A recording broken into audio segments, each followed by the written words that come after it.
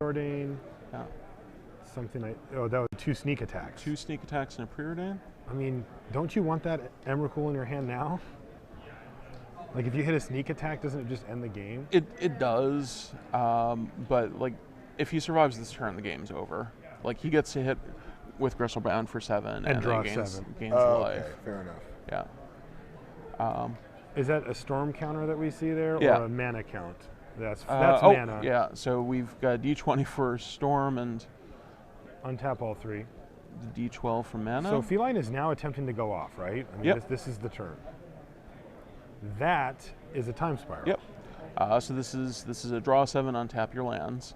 And all players are doing this, right? Yep. So can this draw Corbett into a bunch of Force of Wills that he can then use? It certainly can. It certainly can. So one thing to note, so Corbett, again, he declined to play a land before he cast the Show and Tell. If he had played the City of Traders in his hand, he could have paid 2 less life, and he'd have a draw 7 here. Right. So life totals actually ended up being important here. Mm-hmm. So lands have been untapped. I think the red die is actually the high tide count. That 2 have been resolved? That each island produces 2 mana. Okay. Because that hasn't been changing, and the amount of mana that's floating has definitely been changing. Yeah, okay, I think you're right. And then we have a storm count, but the storm count is actually irrelevant because you can't brain freeze out your opponent here. Yeah, because he's got because of the Emrakuls, unless Corbett draws all the Emrakuls. So we've got an Intuition, a Ponder. Let's see what's going on from the high tide side. There's an Emrakul in his hand for sure. Yeah. So Merchant Scroll. and there's a couple Preordains. It looks like I think there's another high I tide. see a Spell Pierce there for Corbett. Okay. That's not going to get a whole lot done here, I don't think. Probably not, although... You can force Feline to tap an extra land here, which can Yeah. matter, right? But Well, I mean, so when High Tide. High Tide tries to go and resolve another spell, like if they try to go and resolve the High Tide here, a Spell Pierce means that an additional land is going to have to be tapped. Right, so that's fewer mana net. Yeah. That said, High Tide should have a land drop here. I wonder if they actually just bricked on lands. That would be pretty tough having drawn 7, you'd think, but Yeah. certainly possible. So we have a Brainstorm in response to the Spell Pierce with 1 floating.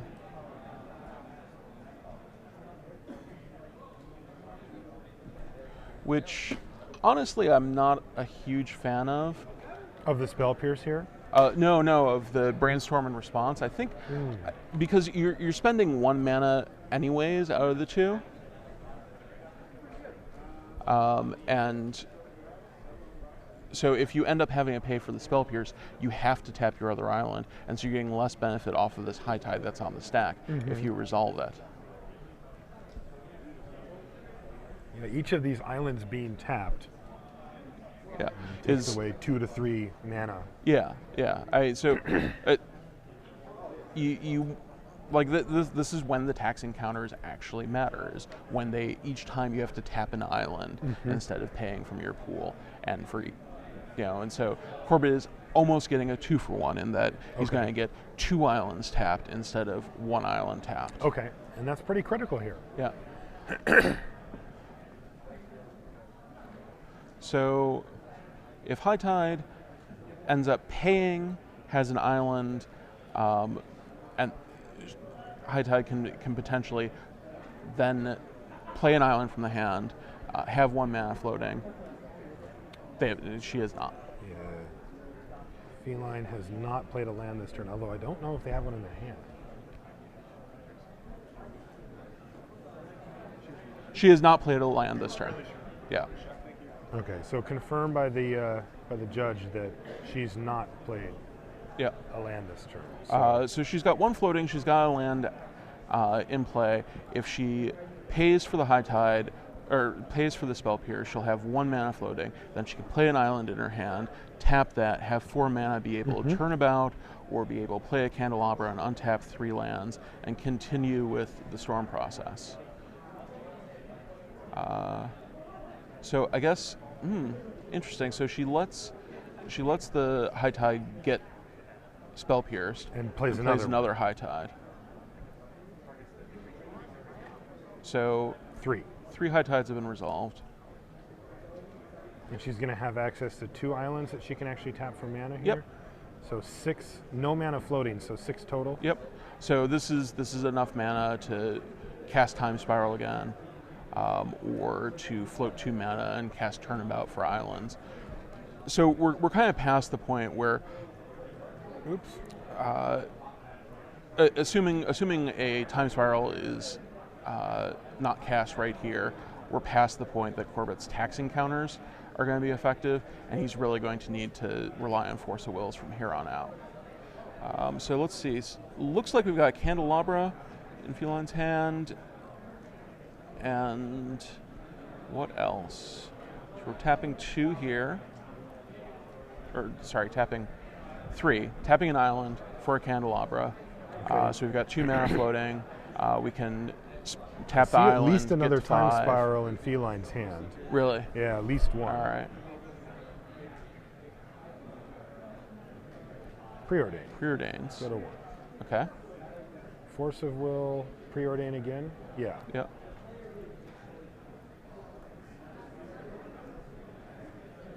Takes the Force of Will. Taps through the mana. Untaps all the untaps lands. everything. 0 mana floating. 3, 6, 9, 12. Yep. 12, so we're going to Might see need the a bigger Time Spiral. dice here pretty soon. Yep. And So Time Spiral. 6 mana floating. Okay, so you're in Corbett's seat right now. Yep. Are you feeling like you're dead here? I'm like feeling pretty dead, but because he can get a grip full of Force of Wills again. Is there any way that he can stop this chain from happening? Like, she's going to have 6 mana floating after this as well. yeah. So at this point, Corbett needs to hope that she bricks or has less action than he draws Force of Wills, and like if he goes Force Blue, Force Blue, Force Blue, he's very happy. well, yes. Because then he could actually stop her from doing multiple things and run her out of mana. Yep. Okay. Yeah. But at this point, she's probably like 98% to win. Okay, that's what I was really trying to get at here. So if you're in Corbett's seat, you feel awful. Yeah. You just get to watch. You open up the 7-card hand, and if you don't have any disruption, I think you move on to the next game. You ask her if she can win, and ask her to show you, and then you move on to the next game. You got to be careful with that, though, right? You don't want to get. And that's true. Some people will take advantage of that situation. Yeah. It looks like there's some explaining happening on Feline's end of the table here. I'm sure Corbett's familiar. He's familiar with High Tide. No, he definitely knows how the deck works, and okay. He realizes he's going to know when he can win and when he can't. And I think at this point, he's interested in finding out how good of an opponent his opponent is. Like if she just whips right through every interaction and is like, high tide, make 6, do this, and just crisply knows goldfish this 100 times while watching TV, or if it's like, I haven't exactly played this deck yet, but I'm going to try to figure it out as I go. And he's looking to figure out whether there's anything that his opponent that he can exploit in his opponent in future games. Okay.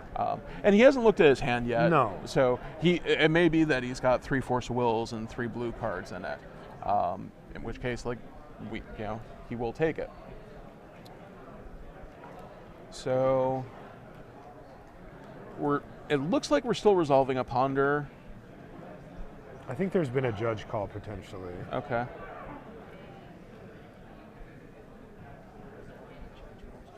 Okay. So there's been a question by the judge, and that question is currently being resolved. Yep. So we're going to find out more about that as things go on. We're using some of our coverage to help answer judgy questions, which is something that you're very used to. I'm a level 2 judge, and I work a decent number of events locally. But you play too. I do, yeah. Mostly I do judge GPTs or pre-releases or release events.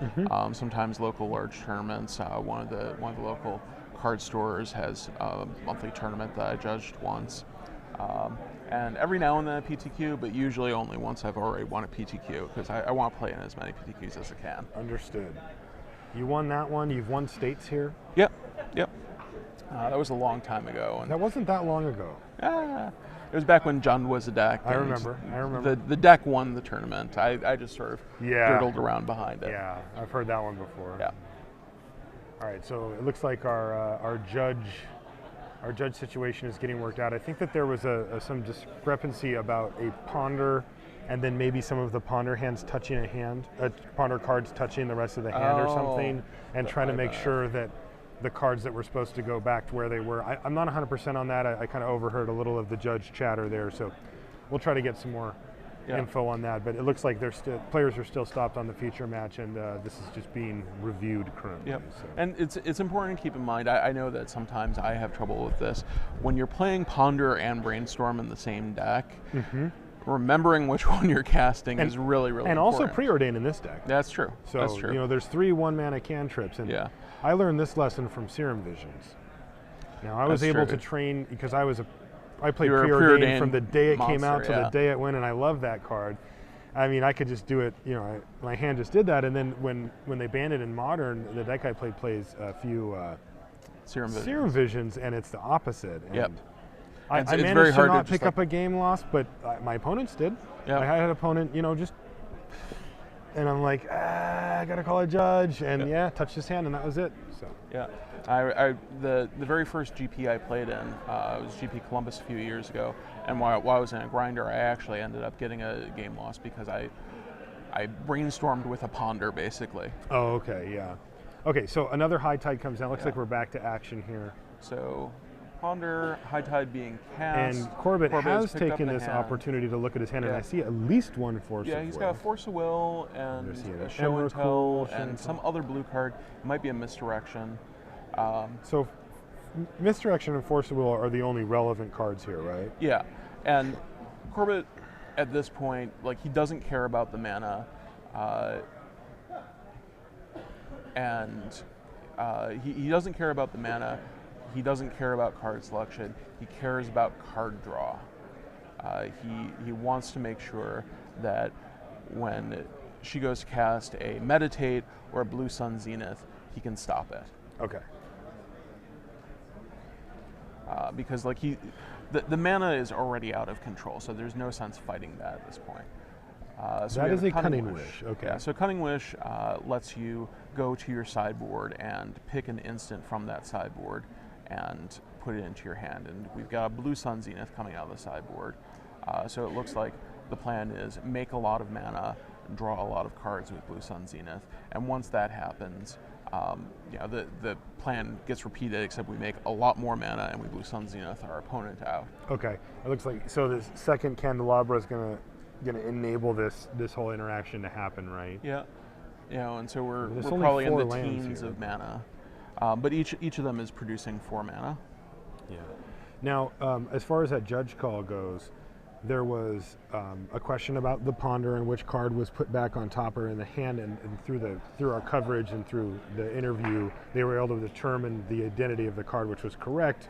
So it was downgraded to a warning. Yep. There wasn't a game loss or anything like that. So we see her, Corbett actually tries to misdirection the Blue Sun Zenith to himself. I like that play. But then we get a hard cast Force of Will to force through the Blue Sun Zenith.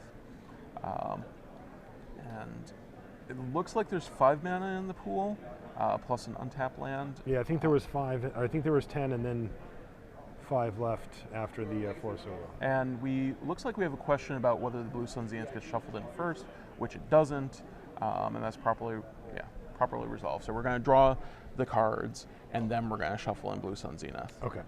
So I'm not sure how many it was for, but we'll see it counted out here. I'd imagine it's for like 10 plus. 3, 4, 5, 6, 7, 8, 9, 10, 11. 11. 10 plus indeed, sir. Shuffle away.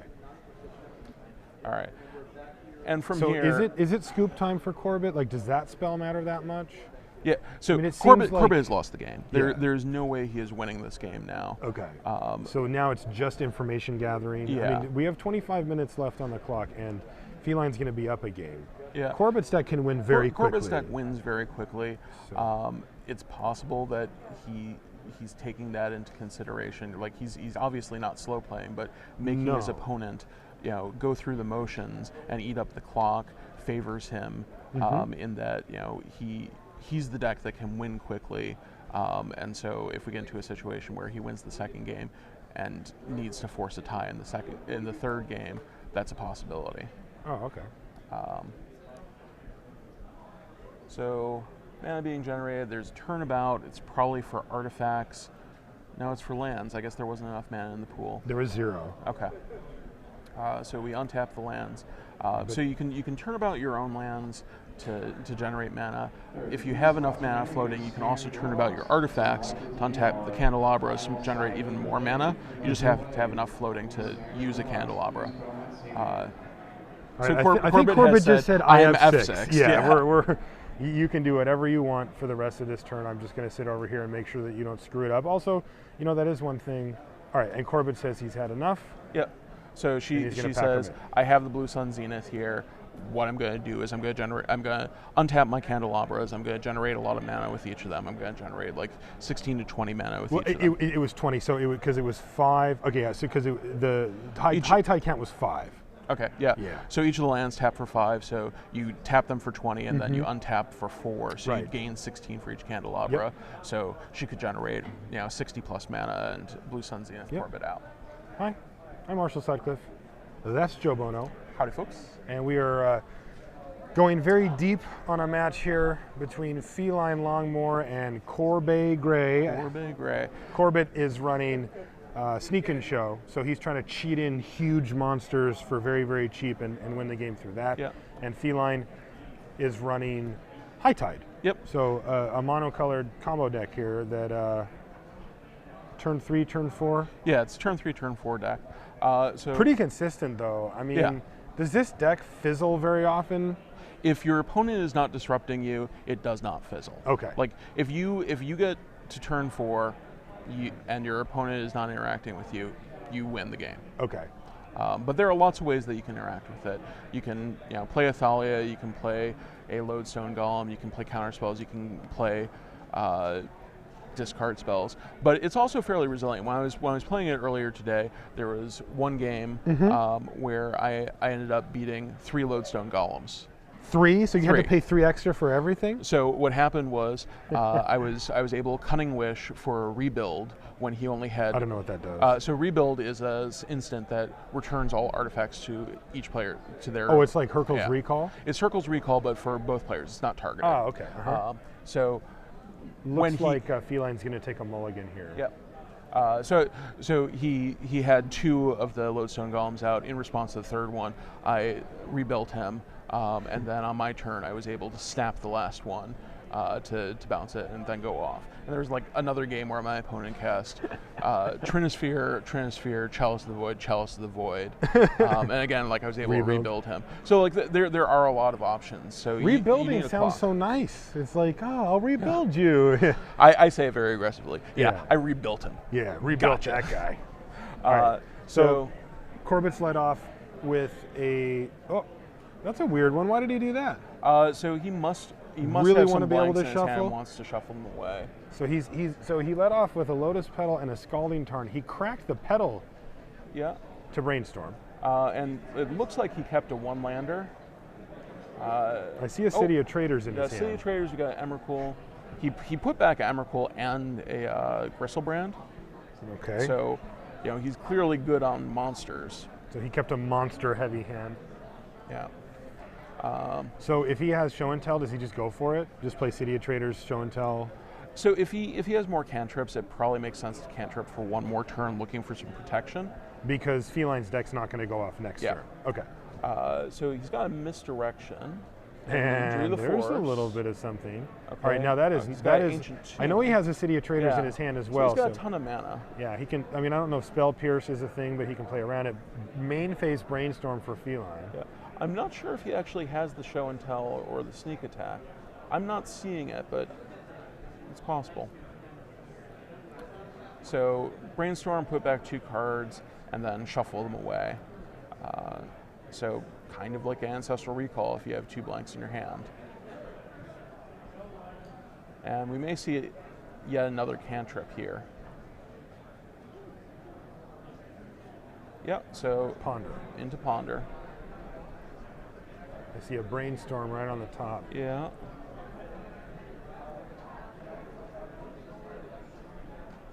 And So draws we a got Force of Will. Will.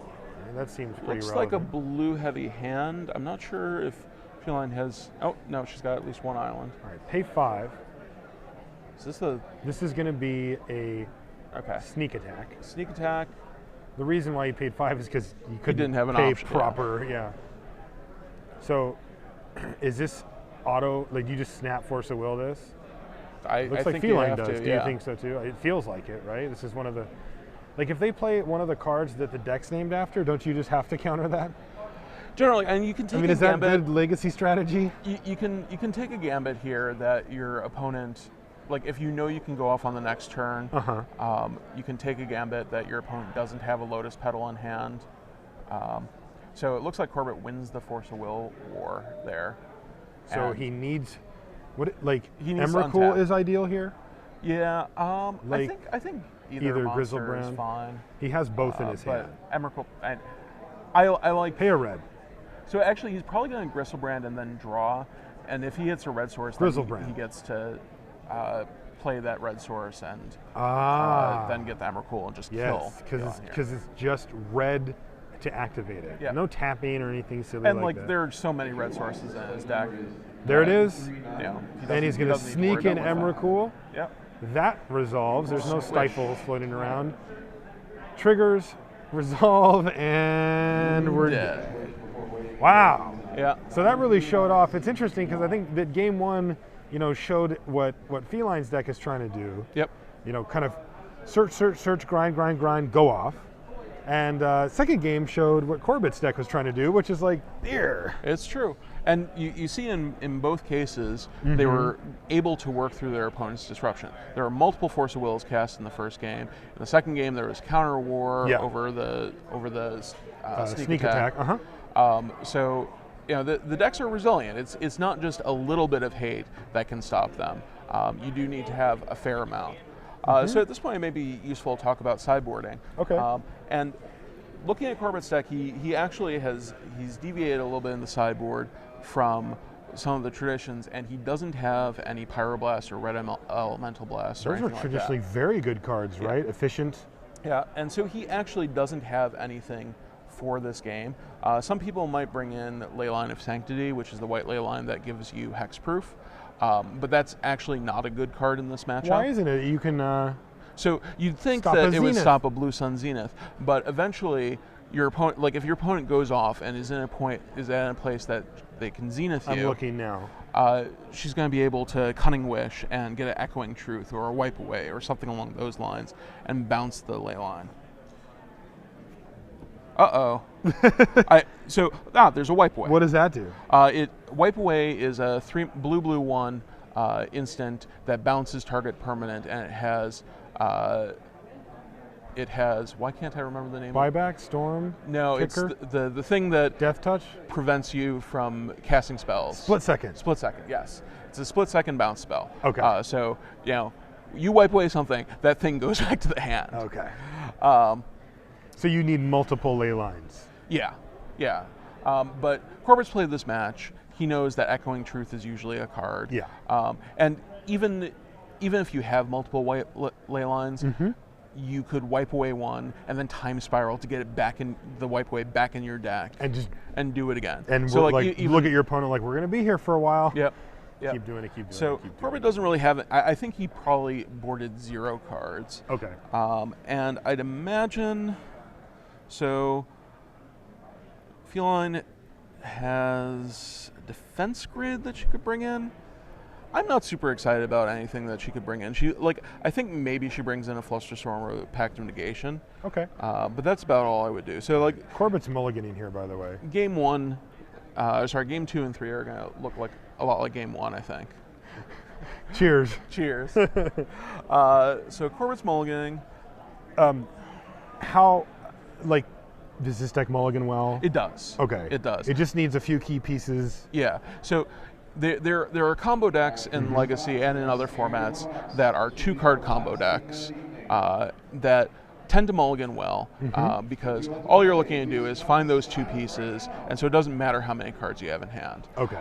You also have, there are also combo decks like Storm and like High Tide that don't rely on 2 specific pieces necessarily, but rather tend to rely on amassing a certain amount of resources. Yeah, okay. So in High Tide's case, like, the resources are a High Tide and a draw spell or untap spell or both in one in Time Spiral and enough islands. Right. So going down to 5 is really rough for High Tide, whereas you can win games from 5 or 4 with a sneak and show deck. Okay. You know, you can have Lotus Petal, City of Traders, Gristlebrand, Show and Tell, and just go off on turn 1 with a 4-card hand. Okay. You'd prefer not to. You'd prefer to be able to have some backup for that. I see Corbett's examining his 6 here. Yeah. So we had a quick flash from the High Tide player, and I think we saw a Brainstorm and a Force of Will.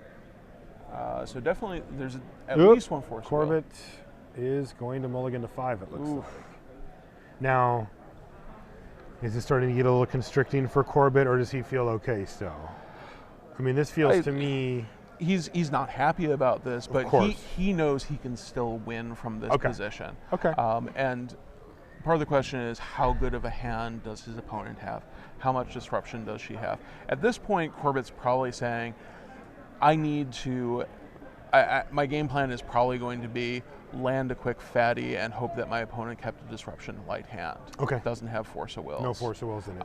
But the hand that he opens for 5 is going to dictate that a lot. And there aren't going to be many hands that he's going to mulligan at 5. Okay. He's going to mulligan hands that have no disruption and no combo pieces. He's going to mulligan hands that have 0 lands, but like most 1-landers with a combo piece and a Brainstorm, he will keep. Well, I see a Ponder, an Emrakul, and 3 unknowns. I think 2 sneak attacks. Are those sneak attacks? I don't know. Okay. I see an Ancient Tomb, a Ponder. Is it possible there's 3 Emrakuls? No, I think there's 2 Emrakuls and something on the left over there that I can't see. And the far left is a Ponder. Okay, so it's a Ponder. All right. So he can't cast stuff yet? Is that what's going on here? I think it's... Those are both Emrakuls. Yeah, 2 Emrakuls, Ponder, Mountain, and Ancient Tomb. Ugh, so no blue source? No blue source, and even... And 2 completely dead cards? I think 4 seems better than this, doesn't it?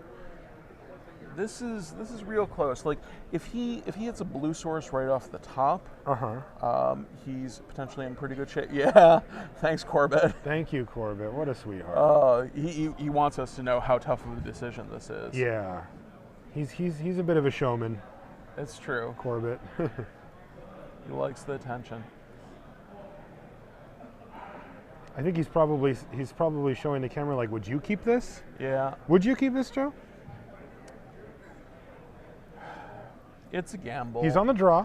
I think like you have to go for a live tell on your opponent and say, how happy did you seem with the game? It's that close. Like you're doing so. tiebreakers on like, does my opponent seem happy?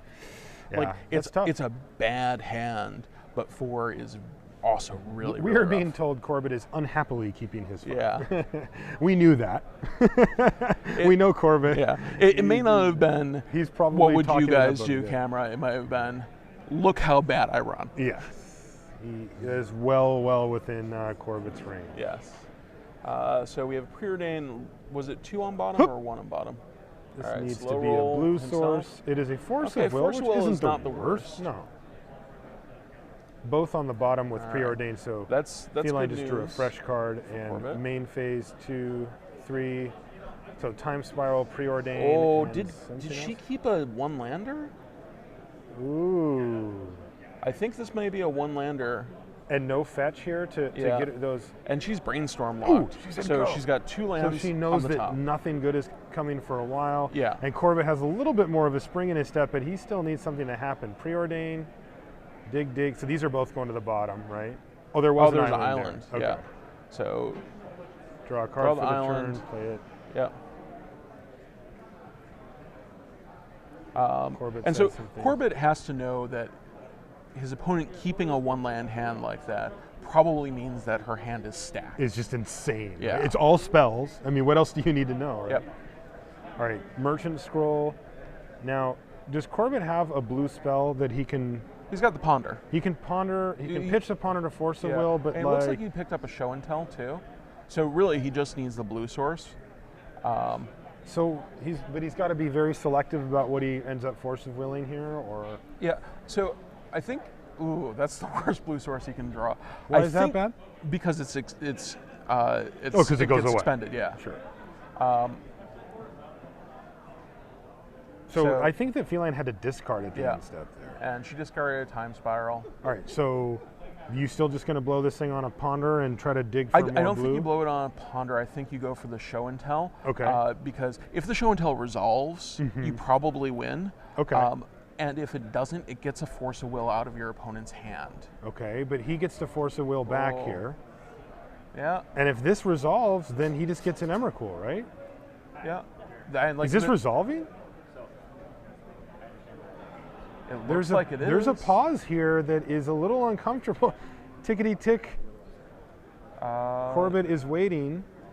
I don't know what that... I'd imagine she has to snap Force They're of Will. doing it. So there goes a Defense Grid and And a Grizzlebrand. Grizzlebrand, yeah. Now, does this keep happening? I can't remember. On Show and Tell, is it that's it? We're done here? Yeah. Okay. Isn't there one where it's like you can keep going? Hypergenesis and Eureka are the ones that keep going. So Corbett immediately draws 7. The reason he's doing this on his turn is if he hits a Lotus Petal, he wants to put it in play so that his Spell Pierces are live.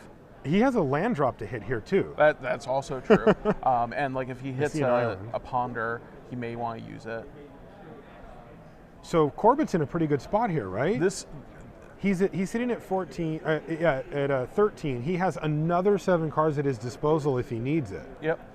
Although on the other hand, like the Defense Grid being out, what does that do?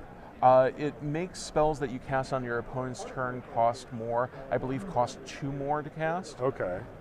So Corbett wants to make sure that he makes his land drop so that Force of Wills are live on his opponent's turn. During each player's turn, each other player's spells cost 3 more to play. 3 more to play. Okay. So it kills his Force of Wills, or actually he can play one of them. So he plays the Ancient Tomb, so he can play one of them. And you know, the good news for Corbett here is if he untaps, he almost certainly wins. He discards an Emrakul, shuffles it in. Now, kind of cool as well for Corbett is that if he does have to use his Ancient Tomb, he will be at 8. So he still does have... 8 is exactly the same as 14. Yeah. Actually, that's not true. It's 13? Actually, no, it's not. 9 is the same as 14, but because if he has to tap that and pay for the Force of Will, he'll go to 7. Right. Okay, so again, like 1 point life totals are really mattering for Corbett here. It mattered in game 1, and it may matter in this game.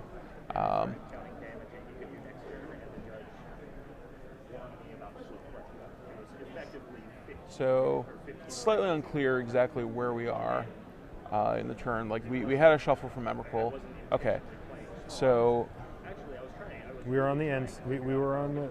Okay, so untap? We get land pass. Why is that land tapped? It's unclear. It may just be like sloppily untapped. Like this could be Feline like being like, So he can just play whatever he wants. He's going to go to 6 here.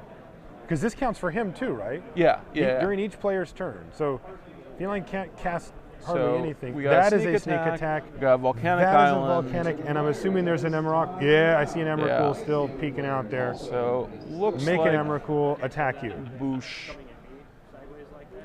And extends the hand, and Corbett is able to battle through mulliganing to 5. Yeah. And with a pretty tough keep. I mean, you want one of those Emrakuls in your hand, but the other one's nothing. Dead, yeah. So he essentially had a 4-card hand with no blue sources. He ripped in really, really well. He ripped the Force of Will. Welcome back to the booth. Star City Games, Open in Seattle. My name is Marshall Sutcliffe. This is Judge Joe Bono, and we were just covering a little bit of Legacy here. Yeah.